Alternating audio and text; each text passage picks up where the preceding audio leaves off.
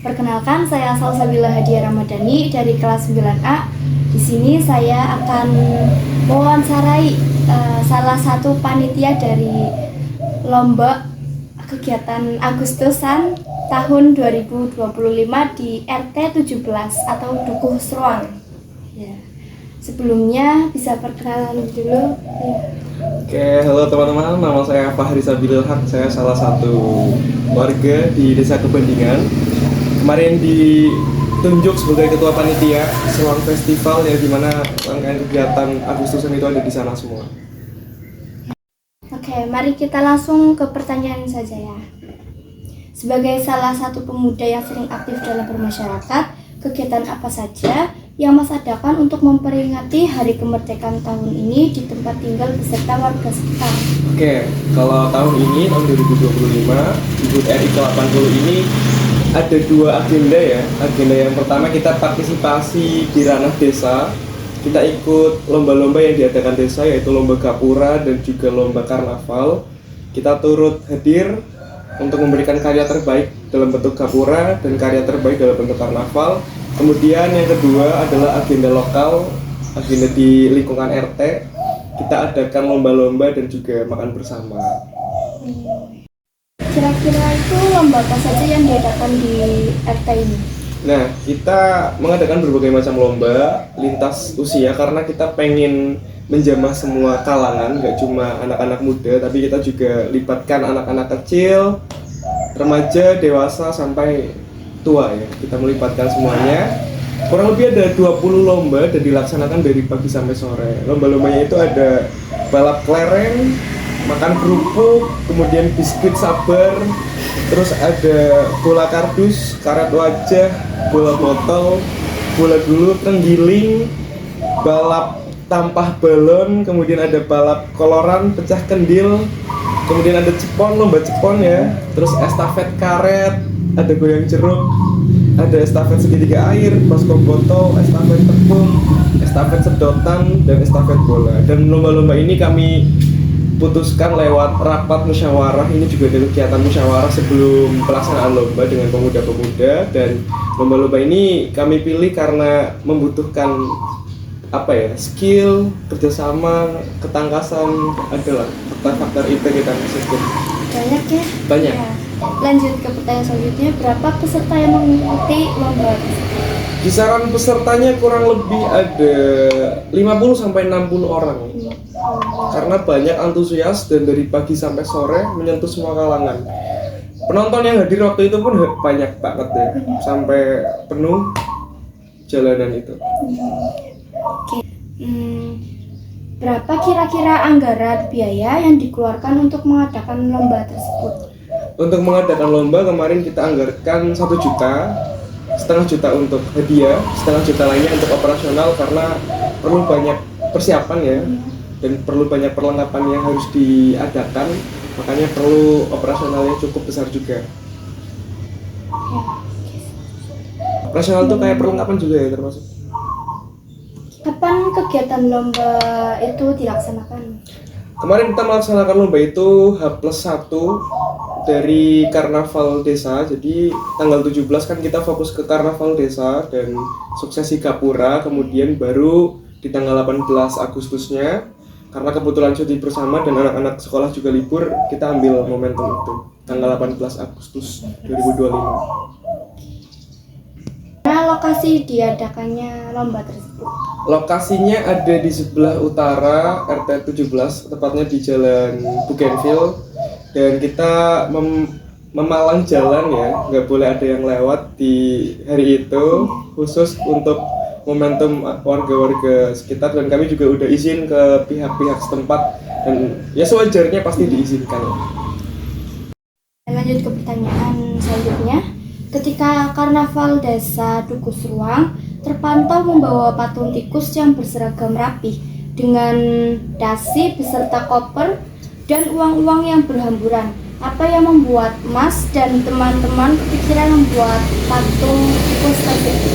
Ya, jadi kenapa kami hari ini kemarin ya, di momentum kemerdekaan kemarin membawa konsep seperti itu, karena itu berangkat dari keresahan bersama bahwa hari ini walaupun Indonesia sudah merdeka, tapi tikus-tikus masih berkeliaran di luar sana. Masih banyak orang-orang korup, masih banyak pejabat-pejabat yang tidak berpihak pada rakyat. Makanya kita ambil konsep satir, kita sepakati tahun ini kita ambil konsep satir. Jadi kita pengen kemerdekaan ini nggak cuma jadi ajang lucu-lucuan, tapi kita pengen kemerdekaan ini membawa pesan buat semuanya. Dan kita pilih tikus sebagai simbol bahwa pejabat masih banyak yang korup dan rakus. Ketika karnaval, warga Dukus Ruang kompak menggunakan dress code warna hitam. Iya, karena kita ambil konsep satir dengan iring-iring tikus, maka perlu ada penguatnya berupa dress code hitam-hitam. Kenapa pakai hitam-hitam? Karena hitam itu melambangkan perlawanan, melambangkan duka, melambangkan soliditas ya. Kita ingin melawan segala bentuk ketidakadilan dan salah satunya korupsi. Kita juga ingin solid terhadap perlawanan tersebut, dan kita juga masih berduka atas keadaan Indonesia hari ini yang masih banyak pejabat-pejabat yang korup gitu. Jadi kita nggak colorful kemarin, kita nggak pakai berbagai macam warna, kita solid pakai hitam semua, dan itu membawa kesan yang lumayan berbeda ya, berbeda dari tahun-tahun sebelumnya. Oke. Menurut Mas, apa manfaat kegiatan ini bagi masyarakat? Manfaatnya pasti banyak ya, kalau dalam konteks karnaval, lomba, gapura banyak.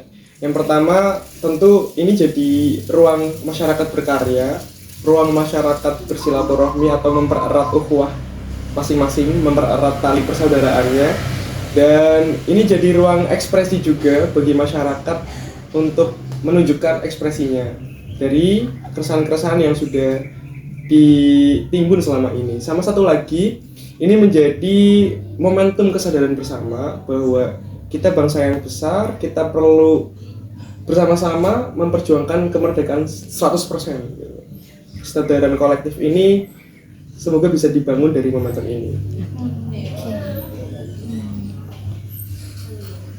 Menurut Mas, apakah kegiatan ini berhubungan dengan nilai-nilai Pancasila? Iya, tentu sangat berhubungan ya. Semua sila saya rasa masuk, mulai dari sila pertama, sila kedua dan seterusnya. Karena pesan-pesan yang kita sampaikan itu semua berlandaskan Pancasila gitu. Kita, wujud nasionalisme kita adalah kita berekspresi dan kita sama-sama ingin menunjukkan yang terbaik loh untuk Indonesia dengan karya-karya kecil kita. Oke, lanjut. Bagaimana antusias para warga Dukus Ruang terhadap kegiatan tersebut? Antusiasnya luar biasa, mulai dari anak muda. Jadi anak mudanya kami kumpulkan, kita bentuk grup namanya Strong Pride. Jadi di sana antusias anak muda ternyata luar biasa dan mampu menggerakkan masyarakat RT 17, dan masyarakat RT 17 pun antusias ya. Berbagai macam latar belakang hadir, beragam usia juga hadir. Kemarin kita juga kaget, ternyata banyak yang mau ikut dari usia paling muda sampai sepuh-sepuh bahkan ikut. Itu luar biasa sih, antusiasmenya luar biasa, euforianya tinggi sekali. Oke, terakhir, apa harapan Mas ke depan untuk negara ini dan warga-warganya? Harapan ke depan semoga sih Indonesia bisa 100% merdeka ya, karena hari ini kita teriak merdeka tapi barangkali merdeka itu belum kita capai sepenuhnya, karena masih banyak orang-orang miskin yang bingung mau kemana, masih banyak anak-anak kecil yang putus sekolah, masih banyak penjual-penjual yang bingung mau menjual barangnya kemana. Jadi perlu banyak berbenah Indonesia, perlu banyak memperbaiki diri supaya Indonesia bisa mencapai kemerdekaan 100%, karena masalah Indonesia hari ini tuh multidimensi ya, perlu peran kita juga sebagai anak muda, karena kalau nggak dirubah dari hari ini, alih-alih Indonesia emas, barangkali nanti jadi Indonesia cemas ya. Nah, jadi ini momentum refleksi bersama lah intinya. Aku pengennya dari kami ya, ini jadi titik balik bersama supaya Indonesia bisa lebih baik. sekian dari kami wawancara dalam momentum kegiatan HUT RI ke-80 di Dukuh Ruang. Terima kasih atas waktunya Mas Fahri. Sama-sama. Ya. Kami akhiri. Wassalamualaikum warahmatullahi wabarakatuh.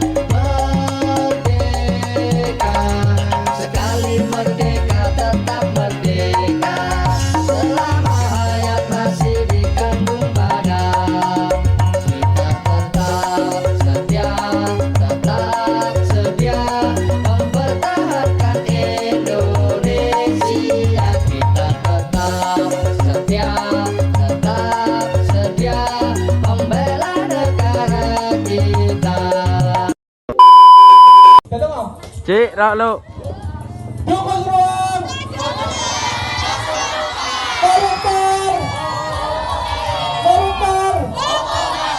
Koruptor Oke.